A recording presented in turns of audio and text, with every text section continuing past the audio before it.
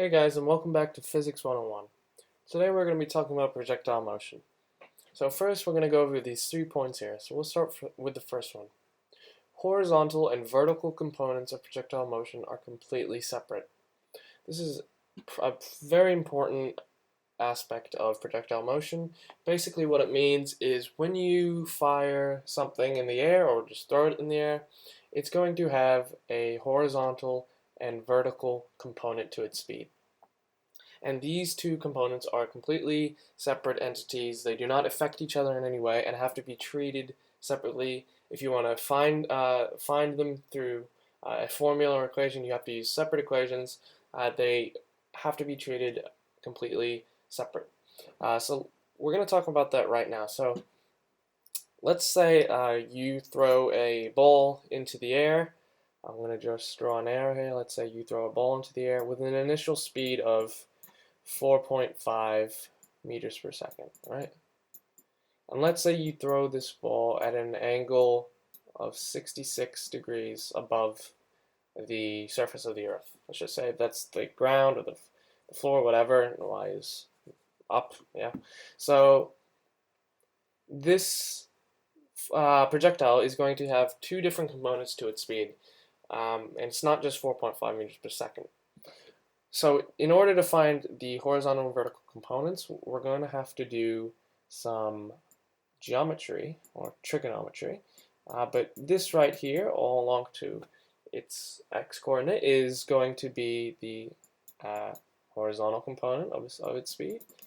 And up to here is going to be its vertical component of its speed. Now we're going to have to do some trigonometry here. To find y, we're going to do let's write the equation out here. So sine 66 equals opposite, which is y, over hypotenuse, which is 4.5. And so just rearranging this equation here, we're going to get y equals 4.5 sine 66. So that's going to be the vertical component of our projectile here, the vertical component of its speed. Now if we want to find its horizontal, you might be able to figure out where this is going. It's going to be cosine 66. You can just verify that cosine is adjacent, which is x over hypotenuse, and that's what we get. We get x over 4.5. And that's going to be x equals 4.5 cosine 66. And now you can see that these components are not both 4.5. 4.5 sine 66 is going to be around 4.1 or 4.2 or around there. And 4.5 cosine 66 is going to be a lot less. So as you can see, these two are very different components. And it's important you know this just because in the future you're going to have to treat the vertical and horizontal component of a projectile's motion as separate. You're going to have to use different equations. Well, you're going to use the same equation, but you're going to have to use the equation to find one or the other. You can't find both.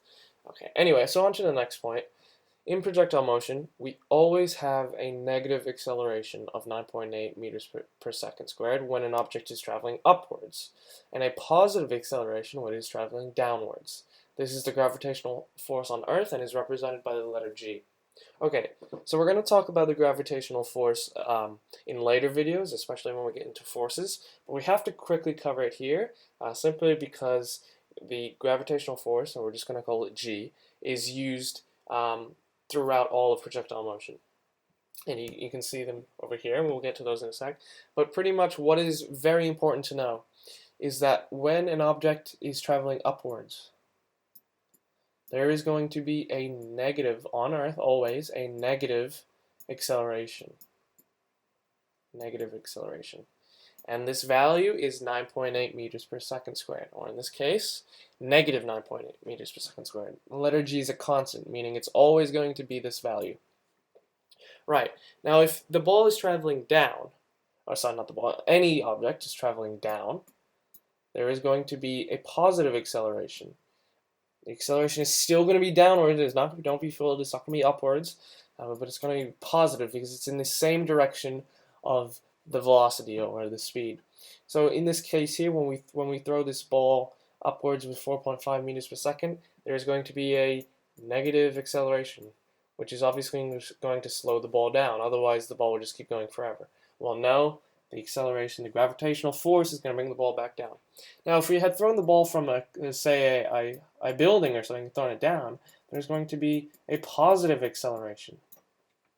Anyway, so that was just a quick intro to the gravitational force. It's important you know that because now when we get to these equations here, so we know the Suvat equations, the four here, and they are able to be translated for projectile motion. Some of the variables just change letters, but essentially they represent the same thing. So starting here, in final velocity, we know is v, is translated to 0. Well, that's because in projectile motion, when something is thrown up or thrown down or whatever, it's the end of its projectile is going to be hitting the floor, or well, most of the time hitting the floor, but it's always going to end at a point where its motion stops. So v is always 0 in projectile motion. Now u is the same, like here we throw with an initial speed of 4.5 meters per second, we leave u as the same. A is now translated to g. Remember, this is the gravitational force, and we're always going to be dealing with g because when something is thrown or in the air, the force that is always going to be acting on it is going to be the gravitational force. So g instead of a. And then t is left the same, and then finally s is changed to h. H is for height. Makes sense because we're usually dealing with the y component of an object's velocity or whatever, more so than the x component. And so as you can see here, just a side note, this equation is not translated, and that's because we are always dealing with g, and it is not, a is not in this equation, so we're not going to translate it. We're just going to stick to these three, which is fine. So on to the last point. At the peak, or the top, or the apex, whatever you want to call it, of a projectile's arc, the object's velocity is 0, but the object's acceleration remains at 9.8 meters per second squared. So when an object is thrown up, it's going to have a little, as we can see here, it's already circled, a little moment where it is slowing down, and then it will stop completely, and then it will come back down towards Earth. So this is the top of the arc, and the object's velocity is going to be 0 at this point here. And that makes sense. It needs to stop in order to change directions. And so the object's velocity is 0, but the acceleration remains 9.8 meters per second throughout this entire motion. As we can see here, these three graphs are for the same scenario, and 9.8, it's a little cut off, but 9.8, it's negative here. I'm pretty sure at the time when it's at the top and starts coming down, the acceleration is going to be up here, positive 9.8, because remember, when an object is going down, the acceleration is also down, so it's positive. Yeah, you get the idea. Anyway, so yes, at the top, the velocity is 0, but the object's acceleration remains 9.8. They like to ask that in exam questions a lot. They'll ask at the peak or the top of the projectile's arc, what is 0 at this stage, and they'll give you options like A, velocity, B, acceleration, yada yada. You know that the acceleration is always 9.8. It's always going to be 9.8, no matter where you are in the process. Okay, so now we know kind of we've simply just kept the same formulas but changed a couple variables, and we understand now that these 3 points, we can get into some questions. So here's the first question. So an object is thrown upwards. The graph shows the variation with time t of the velocity v of the object.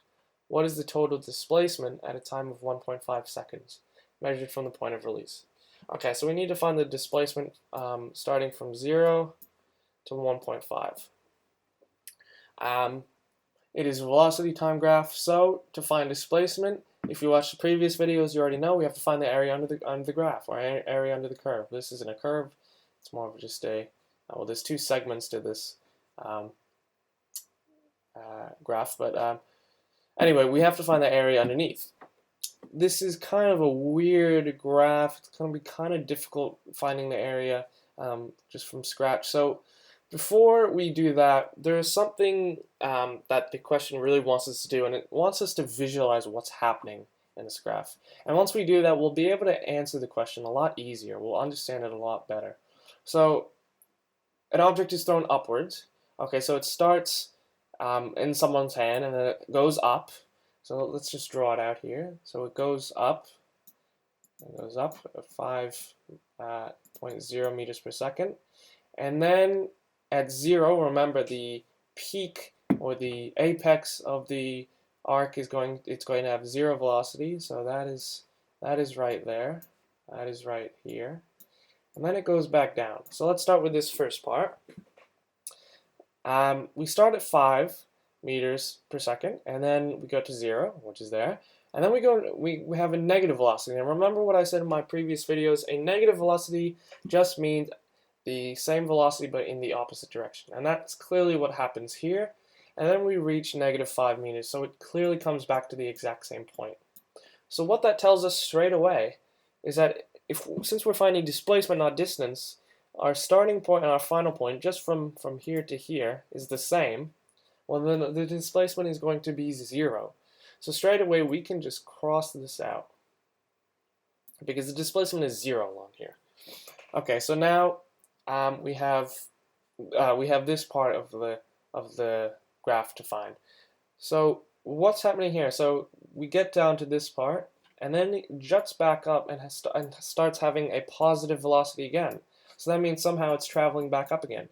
Okay, well, if this is the case, clearly the object is bouncing here. Whatever it is, if it's going to have a positive velocity again, that means it's traveling upwards. So clearly, if we think about this practically, an object comes back down and then it starts going up again, well, it's probably bouncing. Okay, it's bouncing, and then it starts going up and up and up, and then it goes to 0 again, which means it reaches its peak. Okay. Well, since we're just trying to find displacement, all we need to do is find the area under this little triangle here. So that's going to be easy. We can use our formulas, but I prefer just to find the area underneath. And so, in case you don't remember, it's base times height divided by 2. So the base here is 5. I mean, it doesn't really matter what order we do, but the height is 0.5 divided by 2. That's going to be 2.5 over 2. 1.25 meters. And that is an answer, and that is the correct answer. So that is how we do that. Again, that question, it's really more about being able to visualize what's happening in a velocity time graph of projectile motion. Okay, let's get rid of some of this. And now let's answer the second question. Okay. So a projectile is fired horizontally from the top of the cliff. The projectile hits the ground 4 seconds later at a distance of 2 kilometers from the base of the cliff. What is the height of the cliff? Okay, there's a very important part to that question, but let's first draw this out. So we have our cliff here, right? So let's say I'll start at the top of the cliff right here, and I shoot my projectile down that way. So we're trying to find what this is, and it ends up 2 kilometers down the track, right? 2 kilometers. Okay, so the important part in this question, if you haven't figured it out, it's this. It's a projectile is fired horizontally from the top of the cliff. So when it's fired horizontally, that means we're assuming it's completely straight, completely horizontal, and that means it's going to have zero vertical velocity, or zero vertical speed. And this is important because remember what I said earlier. When we're dealing with the speed, or we're using these equations here, horizontal and vertical components are treated completely separate. So we're going to have zero vertical velocity, but we're going to have some sort of horizontal velocity. Okay, so how do we tackle this question? Well, it's pretty obvious. We're going to use these equations here. So let's see, what variables have we identified so far? So we know that v, the final velocity, is going to be 0. U, we don't know. We don't know what the initial, it just says fired horizontally, we don't know. G, since it's fired downward, it's going to be positive 9.8. That is probably going to trip a lot of people up, or they're going to forget. H, that's what we're trying to find. And what am I missing? T, which is 4 seconds. Okay, now before we go and try and find one of the right equations to use, remember, vertical and horizontal velocity, we got to treat these differently. We want to find the height. So we're talking about the vertical part of this whole problem. So we're going to use these variables in the vertical sense of the equations. So 0 vertical velocity at the start, obviously. So u is also going to equal 0, if that makes sense. If we were trying to find the components of the horizontal velocity, u would be something else, because it's fired horizontally, it's going to have an initial speed. But remember, if it's completely horizontal, there's going to be no vertical, so u is 0 here. So let's see, we have u, g, and t, and we're trying to find h. So we don't want anything with, well, we can use any of them, but we want to use something where we can identify that u is 0, because u is 0 for the vertical velocity, but u is not 0 for the horizontal. And so we have here, it looks like, since we could use this one, but we're going to use this one here. So h equals, since it's laid out pretty nicely, h equals ut minus half of gt squared. Okay, so let's rewrite that. I need some, so I'm going to write it above the question. H equals ut, I'm just going to write 0.5 gt squared. Right, and this is really, this is the initial velocity of the y component. I'll just write that there in case. Anyway, all right, so let's figure this out. So h equals, well, u is 0, so this whole thing is going to be 0. And now it's usually negative. Remember, the sign is usually negative, but since it's made negative here because g is usually a negative term, but it's positive here. Remember, positive 9.8. So this is going to be positive. This sign is going to be positive. If it was negative, if the ball was traveling upwards, right? We'd have it as negative, but it's positive here. Okay, so 0 plus 0.5, g is 9.8, and t is 4 squared. And so now we get 0.5. We're just going to call this 10 for now, because the answers seem pretty rounded, times 16. So 0.5 times 10 is 5 times 16, and we get 80 meters. And 80 is an answer here, and that is the correct answer. So there you go, that's projectile motion. I thought I'd answer some questions, because really once you get the basics down, it's not that difficult. So thanks for watching, leave a like, subscribe, and I'll see you guys in the next vid. Till then.